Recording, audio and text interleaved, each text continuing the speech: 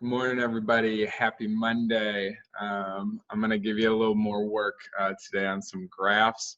Hopefully you had a great weekend. We finally had some sunshine.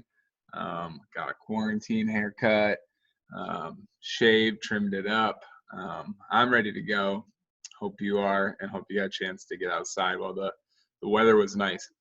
I found this cool Desmos activity that we're going to do later in the week, so I thought I would kind of help you out and teach you a little bit about what we've been doing, but adding in the stretch factor or the amplitude out front to make sure that our graphs are exact. So it says, can we write a polynomial function? That just means can we write an equation in factored form? That's with all those parentheses that we've been using, that matches the graph below. The first thing I like to do on Desmos is a little change in the settings that I showed you last week. So if I hit the gear, the settings, and I get rid of the minor grid lines, I'm not going to see as many the crisscross up and down, left, right. But then I also go to the step because right now this step is going by 2, and on the x's I would love if the step was going by 1. So that's going to make it easier to see where the zeros, the roots, the x-intercepts are. It says don't open, and if you click it, it's a mess. So don't worry about that when you're doing your Desmos later this week. We want an equation. We want y equals. How do we get -5 to be a 0? We want x plus 5. We know that by now. Plug in -5 for x. What do you get? 0. There's the point. -5, 0. So we're trying to make this green graph here. So green graph goes through -5. It also comes back through -3. So I want an x plus 3. Again, hopefully you're comfortable with that. We've done that a handful of times last week. So if we plugged in a -3 plus 3, it would give us 0. The green graph then comes and hits at +1. So we're going to need a factor of x minus 1. And then it comes back up through 5. So we're going to want an x minus 5. Boom, you can see the blue graph now matches with the green graph that was there originally. Cool, it said use a equals 1. That's the amplitude, or I like to call it the stretch factor. That just means out front you can put a 1, and you'll look that the graph did not change at all. So it means that that stretch factor out front is correct. It is accurate. We're going to see how that changes in a couple of slides here. Next up, can we write a polynomial function? All right, y equals in factored form. That just means parentheses. That matches the graph below. Use a equals -1, probably because this graph ends going negative down here. So we're going to need a orientation, a stretch factor, and amplitude of -1. We'll include that at the very end. Again, I like to go to the step on the x-axis and make that a 1. I normally get rid of the minor grid lines. I'll save them here. We're going through -5 again. I want x plus 5 to happen. The green graph goes down, it comes up, and it looks like at -1 it's hitting on the green graph. So I want an x plus 1, and it looks like it goes up to -1 and it bounces off of it. So I could either put another x plus 1, or I could put a squared so that it will bounce. The green graph, after it bounces at -1, comes down and up, and it goes through the 2. So that would be an x minus 2. And it goes through the -2 and comes back through the 5. So that'll be an x minus 5. You can see the graph does not match what we want. In fact, it looks like it's the opposite, and it's flipped. So remember that said use the amplitude or the stretch factor of -1. So up front, if I put a -1, it should flip it, and it does. It now matches the graph. Again, notice the double root at -1 is bouncing there. So I put x plus 1, x plus 1. That is one way to see all the degrees of the graph, how many times it's going up and down. So we have a part coming down, that's a 1st degree. Up is a 2nd degree. Down is a 3rd degree. Up is a 4th degree. Down is a 5th degree. So I have 1 parenthesis, 2 parenthesis, 3 parenthesis, 4 parenthesis, and then over here is a 5th parenthesis. What I could do instead of putting x plus 1 and x plus 1, I could delete that, put x plus 1 to the power of 2, so I'm squaring it. On my keyboard, I can either hit the keyboard here and find the squared option. I like hitting shift and then the 6 key, shift and then 6. It gives you a little arrow or a caret pointing up to the exponent. So I always hit that shift and then 6. But you could also click the keyboard down here and get the keyboard to get a squared. So now we've got that one matched up for number 2. How do I see 5th degree here? 1x. I see a second x, but it's squared, so I'm not 3. The next x gives me 4, and the last x gives me a 5th degree polynomial. Again, how many times is it going up or down? All right, we're going to go to the third problem. Write a polynomial function in factored form. We know how to do that. Y equals parentheses. Again, I like to change these settings. Step 1 on the x, so I can see exactly where it hits. It's -5 again. We're going to have x plus 5 again as a 0. Goes down, it comes up, and it hits that 1. It looks like it's bouncing at that 1. So x minus 1. And then I'll go ahead and use the keyboard and square it.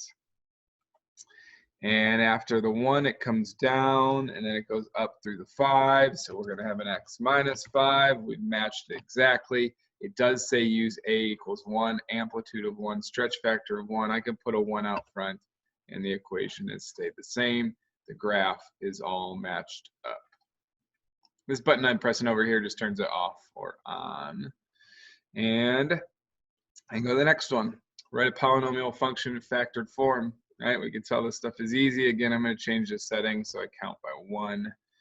And it looks like it goes through -3 here. Looks like it's close to a bounce, but it does go through -3. So y equals x plus 3. And then it looks like it bounces at -2. So x plus 2. And then we're going to square it. Again, you can use shift 6 on your keyboard. I'm just going to square it with the keyboard down below. We're trying to match up the green graph. The green graph then goes up and down. It doesn't come back till 3. So we're going to make a parentheses of x minus 3. And the green graph finishes off through 5. That would be an x minus 5. The graph is not matched up. It does say to use an amplitude of 2. If you can see, my blue graph does not go as tall as the green one that I'm aiming for. So they're telling us that the green graph is stretched twice as tall. We're going to figure out how to do that in our next video, but I'm just going to go ahead and put a 2 out front, and then it matches up. If I did delete the 2 real quick, I could look at the y-intercept like, ooh, I'm at 180. What's the y-intercept I'm trying to get to? 360. So there's your way that your graph needs to be doubled, and you put an a of 2 out front, and now it matches exactly. Cool, we're cruising through number 5. Can we write a polynomial function in factored form? We know how to do that. And this is giving us an a. Can we calculate the value of a given some other point? Okay, let's see what we can do this one. All right, first change the settings to step by 1 or count by 1 or scale by 1. I can see it's hitting a -3 and it looks like a bounce at -3. So I'm going to do y equals x plus 3, and then I'm going to go ahead and square it. And then it looks like it goes through the -2 on the green graph, right? It goes through the -2. So I'm going to do an x plus 2. I'm going to turn off this blue graph so I don't see it until the end. So it bounces off a -3. I got the squared. Goes through the -2, comes all the way up to the hundreds, back down through the 4. So x plus 4, oh, that would be an x minus 4. Got to think the opposite, or think 0. And then we need it through 5, so x minus 5. Let's turn the graph back on by clicking this little circle to the left, like filling in the bubble on multiple choice. And it looks like my blue graph is too tall now. So what I would need out front is like a decimal, like if I need a half, or if I need a third, or if I need a quarter. And the way that you can figure this out is it says we want 0,90 to be the y-intercept, but that's not what we have. So if I zoom out, I can see that my y-intercept is all the way up at 360. So how do I get from 360 to 90, or from 90 to 360? I think that's times 4, right? If I put a 4 here, that's going to make it 4 times as tall. I don't want to go 4 times as tall. I want to shrink it 4 times. So what I'm going to do is I'm going to put a 1/4, and you can see that that now matches up with the green graph. Cool. So I either needed to know what my y-intercept was, or I needed to, you know, check it out before this 1/4 was here, and take a look at the blue graph and go find it. Oh, how do I change 360 down to 90? I want to, I guess you could subtract, but we haven't dealt with anything that is at the end of these equations to move the graph up or down. So the easiest way is to change the stretch, and that would be to divide it by 4, which is the same as multiplying by 1/4. Cool. Number 6, this one looks straightforward. I'm going to again change my step. -4. So y equals x plus 4. It goes through it, and then it comes up to 2. It goes through that 2. So I'm going to put in x minus 2. And then it goes through the 3. So x minus 3.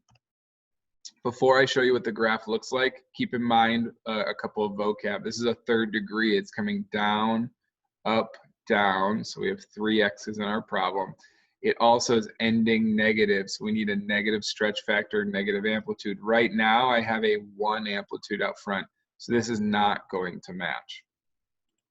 We look at it, and it doesn't match. We do have all of our x's, our roots, and our intercepts here, and our zeros. But we need it to go negative, right? So right now, my y-intercept is at 24, and it's asking us to go to 0, -6. So what can we multiply or divide by to get to -6? I think if we divide by 4, that would get us there, and then we need a negative. So in order to divide by 4, with the negative, we'll put a negative. And then so you can see that flipped it now, right? If I put a negative, it flips it. If I put a negative, it flips it. There we go.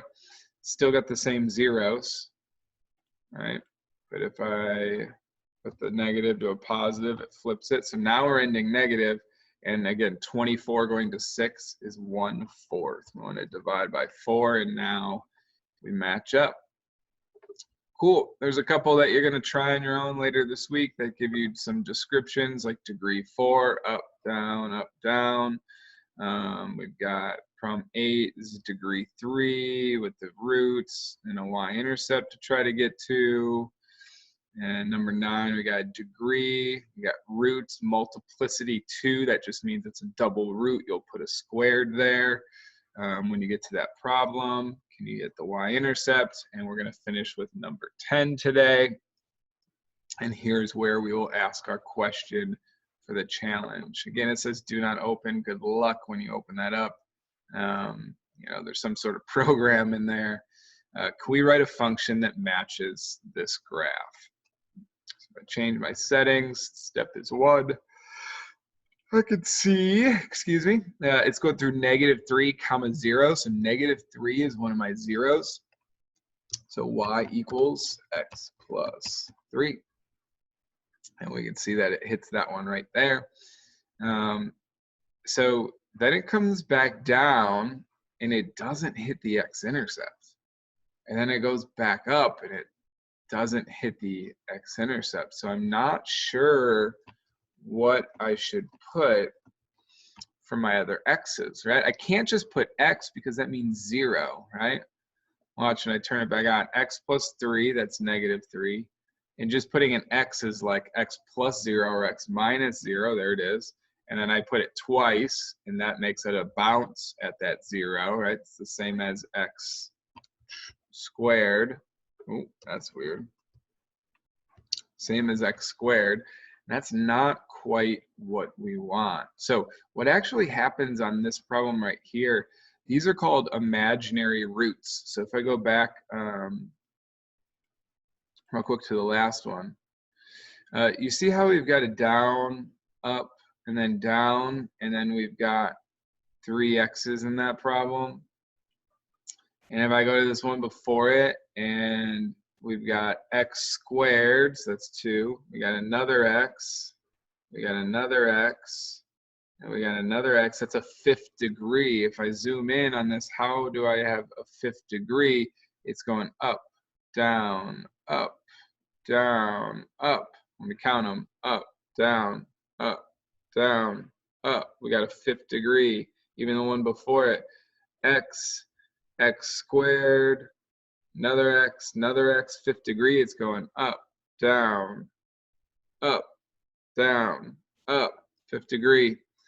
This one's a 4th degree, down, up, 4th degree. So when I go to this last problem, I should be having up, down, up, but that's not what happens with the x's. The first x, our first 0 that we found, we're okay with that. We're okay with getting through the -3. But what happens on this way down is it's called an imaginary root. It does not hit any real number on this x-axis. It's an imaginary number. And on the way up, it's also an imaginary number. We're going to get to those next week. Here's your question for the week, and you can submit it back to me. What degree polynomial is number 10? This challenge problem right here, what degree polynomial is it? All right, have a good week. Try to keep it a little bit shorter this week for you. And let me know if you have any questions. All right, you guys have a great week. Adios.